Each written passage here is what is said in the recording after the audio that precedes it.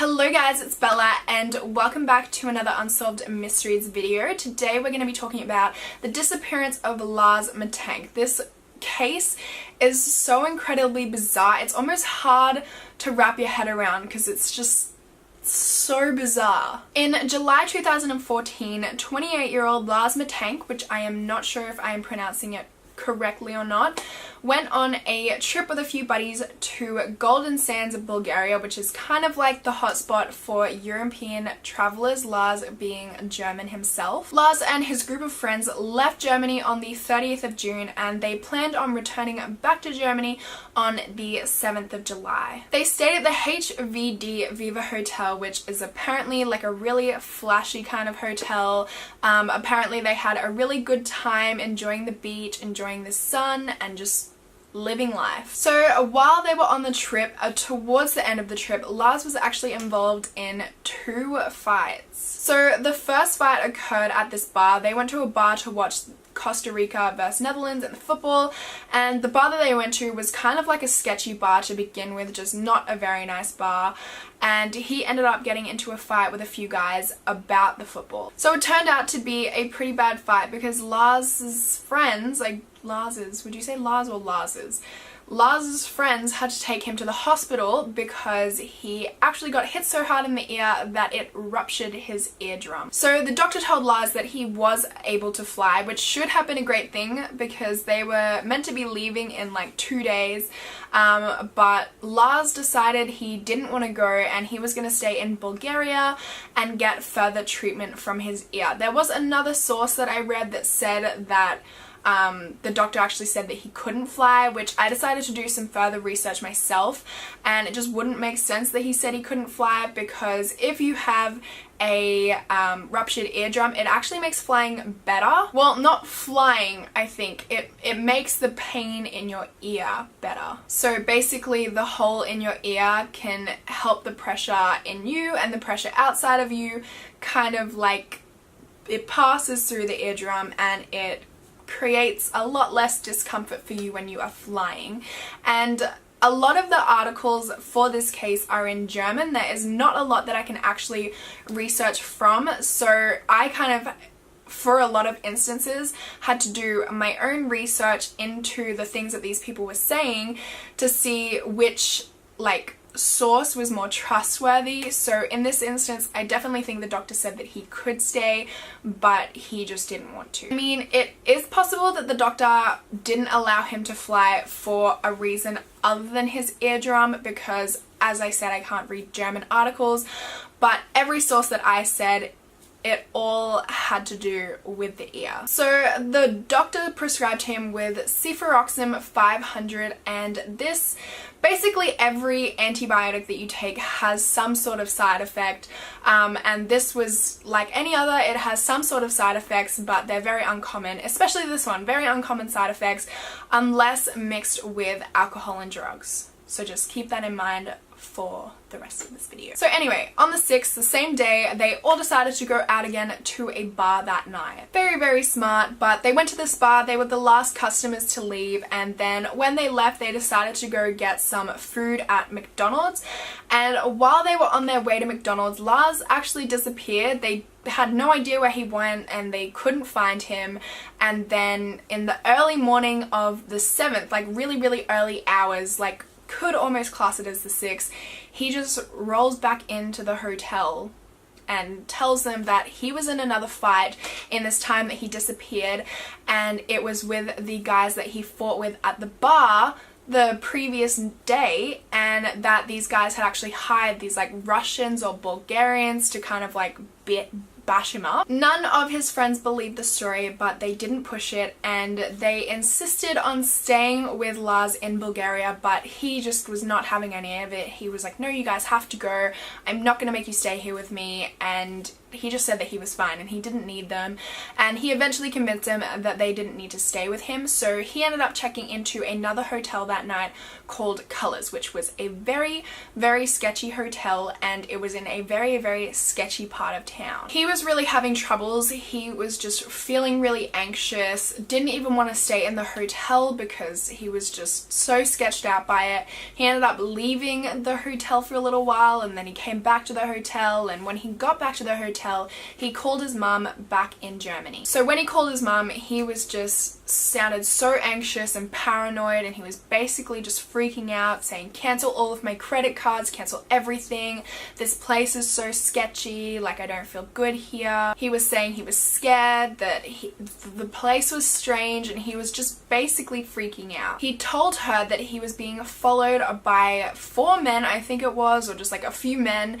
and that they wanted him for his antibiotics that he had for his ear. So he was just adamant that these guys were after him and that they wanted his antibiotics and that he needed to get out of there and get back to Germany. So his mum ended up booking him a plane ticket and a bus ticket for the 8th of July so that he could just get up and leave. So on the 8th, the day of this flight that his mum had booked, he caught a taxi to the airport so that he could go early and check that everything was cool, that he was all clear to fly, check with the doctor, make sure his ear was good and all of that good stuff. I shouldn't say good stuff. Now, when he enters, this is where it gets freaky. So there is security footage of this, which I will include on the screen for you guys to watch, but he gets into the airport. He's wearing a yellow shirt and jean shorts, and he's wearing a red and black backpack and carrying a duffel bag. When he gets in there, the first thing he does is stops and talks to a woman. No one knows exactly what he said, but just based on like what he did,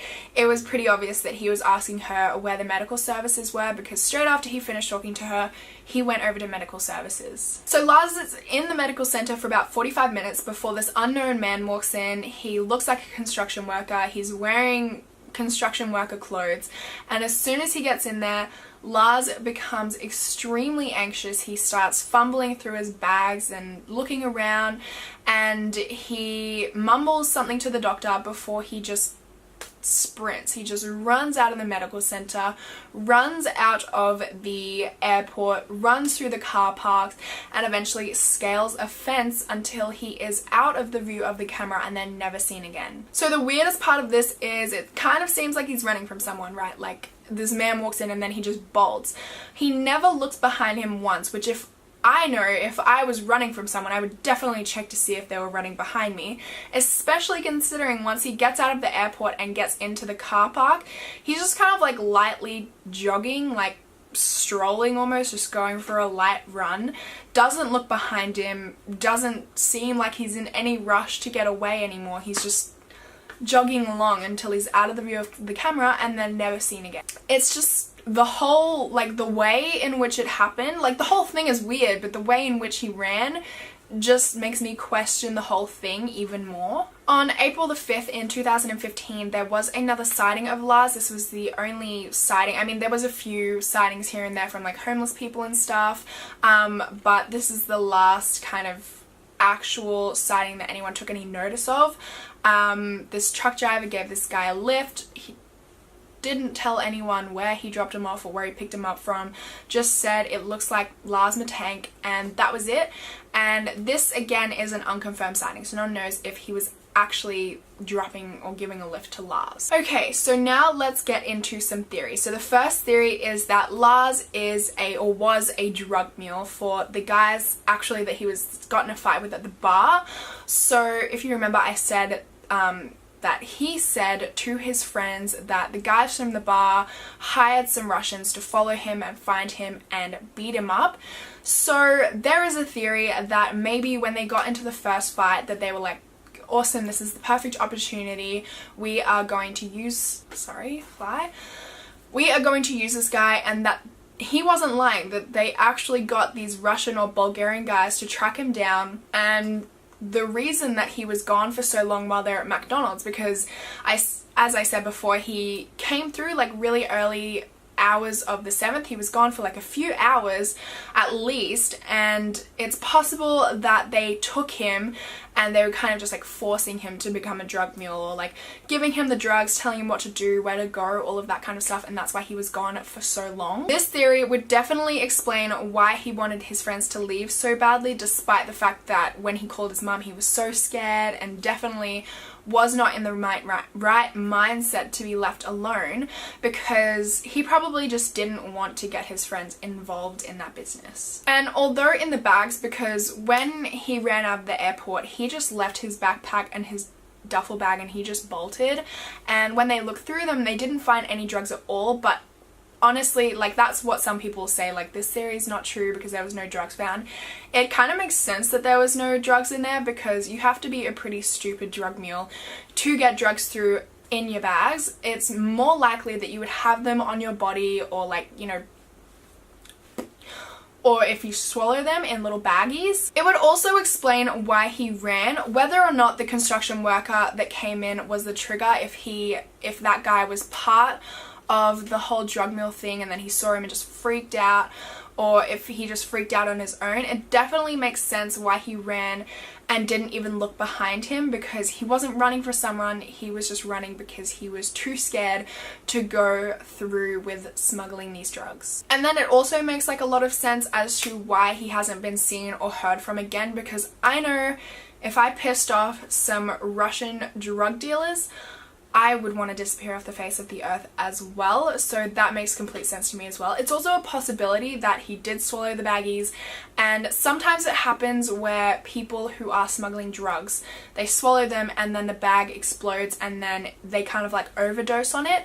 So it is also possible that that's what happened, and that's why there's been no sightings of him since, because he possibly overdosed and passed away. Okay, next theory. So as I mentioned before, he was on antibiotics. And as I said before, all antibiotics have side effects. This one, the side effects are very uncommon unless drinking alcohol or doing drugs, which he was drinking alcohol. If you recall, the same night he got prescribed these antibiotics, he went out to a bar that same night and was drinking. So this next theory is that he had some sort of reaction or side effect from these antibiotics that caused him to have maybe like a psychotic episode, or just caused him to act out. I ended up looking into this myself and looking into the tablet that he was taking. It was an oral tablet which was used to treat a whole variety of infections, and I looked in. So commonly, if you look at the side effects of this particular antibiotic, it doesn't look like the side effects could cause him to have an episode of psychosis or whatever he was feeling. But if you look into how this antibiotic can perform when mixed with alcohol, it is a whole nother story. It can cause severe anxiety, dizziness, heart palpitations, nausea, and vomiting. So I mean, he was pretty anxious this whole time, so it definitely could make sense that it was some sort of side effect. I don't know, this theory, it's so weird because I feel like it's so likely, because I just can't imagine what else was happening. Like, he just kind of was fine and then all of a sudden everything just kind of flipped upside down, but at the same time it doesn't seem likely. I don't know. I don't know. So the third and last theory that I'm going to talk about is that this whole thing was set up by Lars so that he could leave and just start a whole new life. I don't really believe this one, but I guess it does kind of make sense in theory. He did ask his mum to cancel all of his credit cards, which is like, why would you do that? He made his friends leave before him when he clearly was not in the right state of mind to be alone overseas. And not only that, but he stayed when the doctor said that he could have flown, and he came up with this excuse where he was like, oh, you know, I should stay and make sure that my ear is fine, whatever, even though the doctor said that he could fly. So that is kind of a little bit sketchy on his behalf. It is even possible that he staged this whole fight. Well, not staged, the other guys didn't know about it, but in the theory it suggests that maybe he kind of got into this fight as an excuse not to fly, which is kind of a little bit excessive because, I mean, he did end up getting a serious injury to his ear, which how could he have predicted that? But he could have gotten into this fight, and then when he disappeared for a little while and came back, like when he came back, I didn't read anything about him looking like bruised or battered or whatever, which is like why his friends probably didn't believe him. I don't know, maybe he did look bruised and battered, but from what I read, I didn't see anything about that, and I feel like that would have been reported. He could have just disappeared, wandered off by himself, come back at such a late time so that he could make up this excuse that, oh, they sent these guys to follow me and beat me up, and then called his mum and was like, I'm being followed and blah blah blah, so that it was kind of like this whole elaborate plan so that he could just escape. But again, this theory doesn't make sense for like a lot of reasons, but also he was just like a happy guy at home. There didn't seem to be any problems or any reasons for him to leave. It also doesn't make sense that if he did want to do this whole thing and start a new life, why did he even go to the airport in the first place? But I guess it makes sense why he just jogged off so casually as if it was nothing and nobody was coming after him. But honestly, I think this theory just seems way too specific and way too far-fetched to be true. But that is everything. That brings us to the end of this video. I really hope you guys enjoyed. Please let me know what you think. I honestly have no idea which theory I believe the most. I kind of feel like the antibiotic one makes the most sense, even though it doesn't really. But I would love to know what you guys think. If you have any more information, if any of you guys are German and read up on this case, that would be amazing because my sources are so limited. But yeah, I would love to hear your thoughts. If you have any more theories or what theory you guys believe and why, please make sure to give this video a thumbs up if you did enjoy. Don't forget to subscribe to my channel so you can see more, and hopefully I will see you in my next video. Bye!